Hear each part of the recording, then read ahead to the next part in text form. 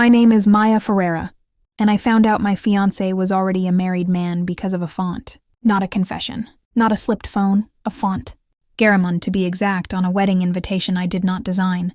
For a wedding I was not told about. Sitting in my own printer queue at 11 o'clock on a Tuesday night. But I need to back up, because you won't believe how ordinary the 6 weeks before that printer queue felt. And if you've ever been the last one at the table to find out the truth, you already know. Ordinary is where they hide it. Welcome back to Hidden Justice USA, where the quiet ones stop staying quiet. If stories about love, betrayal, and the exact moment a woman stops smiling and starts documenting are your thing, subscribe now because this one earns it. Let me take you back to the beginning. I'm a wedding photographer. I own a small studio in Charleston called Ferreira Films. Built it myself over 9 years, one card table at a time, until it became the name brides in 3 counties put on their vision boards. I photograph other people's happiest days for a living. I have watched 400 couples say I do through a lens. And I promise you, I know what real looks like. I met Derek Whitfield at a venue walkthrough 18 months ago. He ran logistics for his family's company, Whitfield & Sons Construction, the kind of business that builds the ballrooms I shoot weddings in. He had an easy laugh and a habit of remembering the name of every vendor's dog. We got engaged on a Tuesday in April. No ring shopping, no big production, just him, on one knee, in my own studio, surrounded by 400 strangers' wedding photos on the wall. I cried into a print of somebody else's first dance. It felt like a sign. His mother, Pamela Whitfield, ran that family the way some women run a courtroom. Every conversation. A verdict already decided before you walked in. She loved me loudly, publicly, the way you love something you plan to keep. She started calling our wedding the merger as a joke. I laughed along. I should have written that down the first time she said it. Here's what I didn't know yet. Pamela wasn't joking. 6 weeks before that printer queue, Whitfield & Sons was quietly bleeding. I didn't know that either. Not until later. Not until the county recorder's office handed me a stack of liens, with the family name on every page. What I knew in the moment was smaller and stranger. Pamela started asking to help with my studio's books. She offered to co-sign a small business line of credit so I could finally build that second studio location, sweetheart. The one you always talk about. I hadn't talked about a second location, not once. But she said it with such warmth that I filed the strangeness away the way you fold a shirt you'll never wear. Derek started disappearing on Thursdays. Business trip to Savannah, he'd say. Site visit for a new development. I didn't question it. Construction people travel, and I had 40 weddings on my calendar that spring. I was too busy photographing other people's honesty to notice. I wasn't getting any of my own. The first loose thread came from a bank teller, not a lover's slip. I went to open the business credit line. Pamela had arranged, for me, the one for the second studio, and the woman behind the counter frowned at her screen and said, "Ms. Ferreira, this account's already active. Opened 4 weeks ago. Did you want to check the balance?" I hadn't opened it. I hadn't signed anything. I said that out loud calmly, in my professional customer service voice, while my stomach dropped through the floor. The teller turned the screen around. My signature was on it. A good signature. Confident. Looped exactly the way I loop it. I had never seen that piece of paper in my life. Balance. $38,000 drawn down. 6 weeks after Pamela offered to help with the books. I want you to understand something about me before I go further. I do not panic in front of strangers. I run a business where a bride can burst into tears 40 minutes before her ceremony because a bouquet wilted, and my job is to be the calm in that room. So I thanked the teller, asked for copies of everything, and walked out to my car and sat there with both, hands on the wheel until they stopped shaking. Then I started building a file. That night I pulled my full credit report for the first time in years. There it was, not one account but 2. The business line of credit. And underneath it, opened 8 months earlier, right around the time of our engagement. A personal loan for $19,000, both accounts listed the same mailing, address for every statement. Not my studio, not my apartment, the Whitfield family's lake house in Beaufort. Pamela's address. For 8 months, every notice, every important changes to your account envelope, had been landing in a house I only visited on holidays. That's when I stopped calling it a coincidence and started calling it a method. I didn't confront anyone. Not yet. I've shot enough weddings to know that if you accuse a family before you have the paperwork, they close ranks so fast you'll never see the truth again. You'll just see the story they agree to tell you. So I did what I do best. I documented, color-coded folders, the way I organize a wedding timeline. Green for accounts, yellow for dates, red for anything that touched money. The dates told their own story once I lined them up. The business line, opened the same week Pamela first mentioned the merger joke. The personal loan, opened 9 days after our engagement. Announcement ran in the Post and Courier. The one with our photo, my studio's name printed right there under it like collateral. I sat at my kitchen table at midnight with a red pen and wrote one sentence at the top of the page. They didn't fall in love with me. They financed a wedding announcement. The second thread came from my own assistant, Renata, who's worked the front desk at Ferreira, films for 3 years and notices everything, because that's what makes her good at her job. She mentioned, almost in passing while restocking the printer, that a courier had dropped off a box of wedding stationery samples from a Savannah print shop, a shop I had never hired. Addressed to Derek, care of my studio. I told her to leave it on my desk and said nothing else. That night, after she'd gone home, I opened it.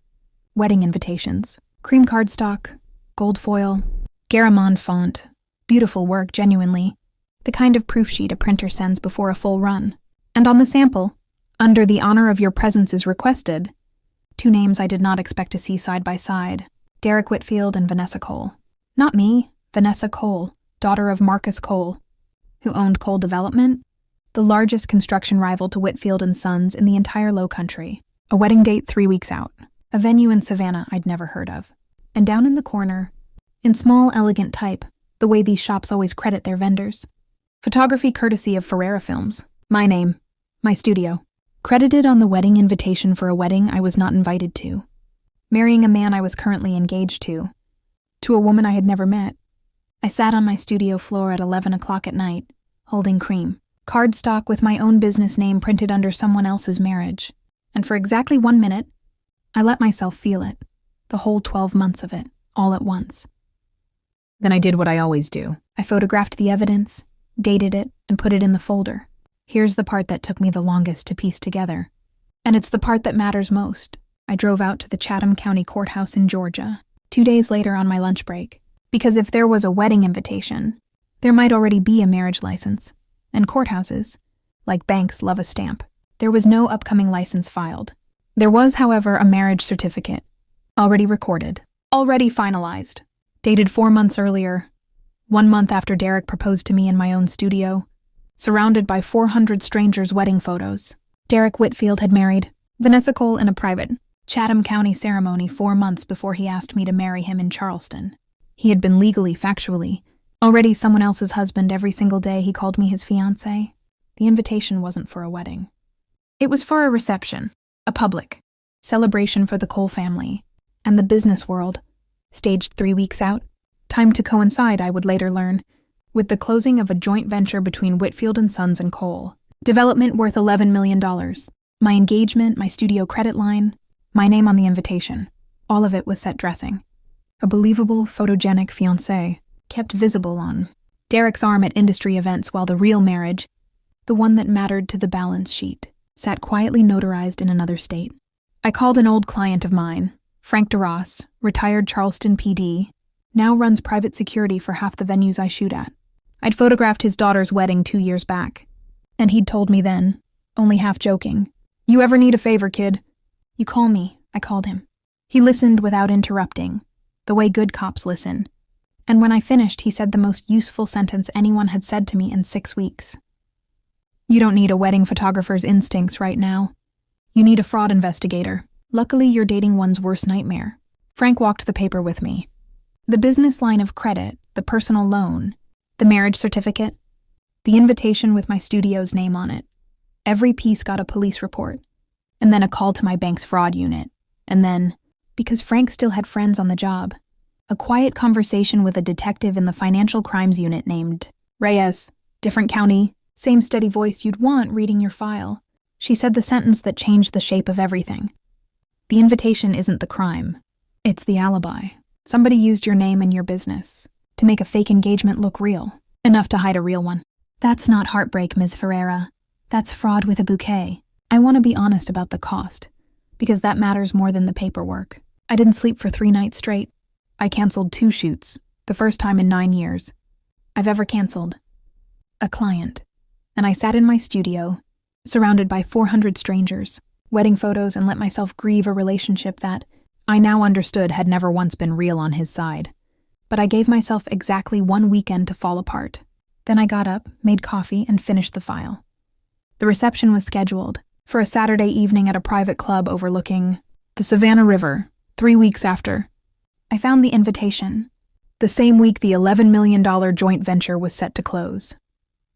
Pamela called me that week, sweet as ever, to confirm I'd be helping with the engagement photos, for what she still called, to my face, our celebration. She had built an entire alternate evening for me to walk into, cameras in hand, credited on the invitation, photographing my own fiancé's public marriage announcement to another woman, and smiling the whole time, because that's what a good vendor does. Detective Reyes and I built our own evening around hers. I would show up exactly as expected, camera bag over my shoulder, and I would do my job. Document everything, the way I always do. Only this time the file wouldn't go to a bride's memory book. It would go into evidence. The reception hall was full by 7, 200 guests, string quartet, a banner reading Whitfield in coal and gold script that told the whole story before a single toast was raised. Pamela greeted me at the door like family, kissed my cheek, told me the light was perfect for photos tonight.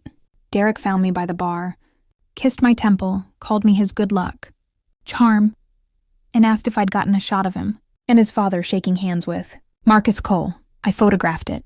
Every frame went straight to a card Frank had given me, time-stamped and backed up in real time to Reyes's evidence email. At 8:15, Marcus Cole stood to give a toast, welcoming the newest member of the Cole family. And that was the moment I stepped forward. Not with a camera, but with a folder. I set it on the head table in front of 200 guests and said, calmly, the way I've learned to say hard things to grieving families, before anyone drinks to a marriage, you should know it already happened 4 months ago, in Chatham County, on a certificate with Derek's name on it, and you should know the business, line of credit that's been quietly funding tonight's flowers was opened in my name, without my signature, the same week he proposed to me. I have photographed 400 rooms falling silent for happy reasons. I had never seen one fall silent for this one. Vanessa Cole, to her credit, was the first to move. She stood up so fast her chair hit the floor, looked at Derek and said one word, "What?" She hadn't known either. Marcus Cole's face went the color of the tablecloth. Pamela reached for damage control, with the same practiced warmth she'd used on me for 18 months. And it didn't work on this room the way it had worked on mine. Detective Reyes and 2 uniformed officers were waiting in the parking lot.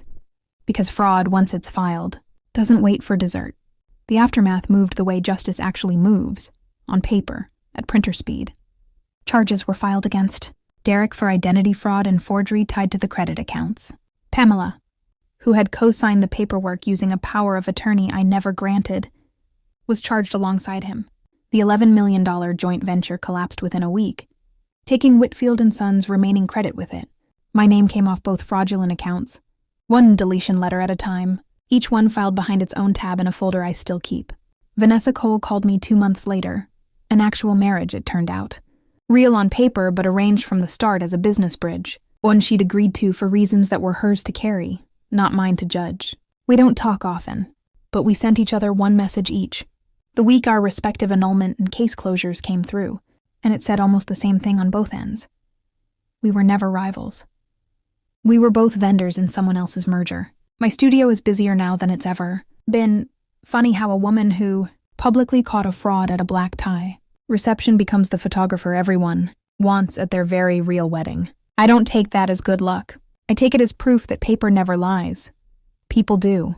6 months later, on an ordinary Saturday, I stood in my own studio, surrounded by 400 strangers' wedding photos on the wall, and I hung one more frame.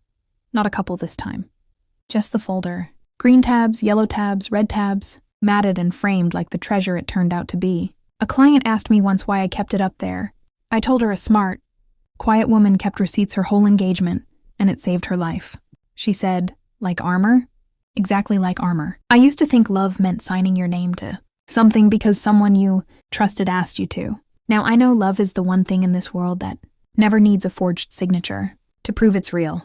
That's my story. One printer queue, one folder, And a wedding invitation that told the truth before anyone else would. If this reminded you to pull your own credit report, or to ask one more question before you sign anything a future in-law hands you, take that as a sign and do it today. If someone you love needs to hear this, share it with them. And tell me in the comments the moment you knew you were the last one at the table to find out.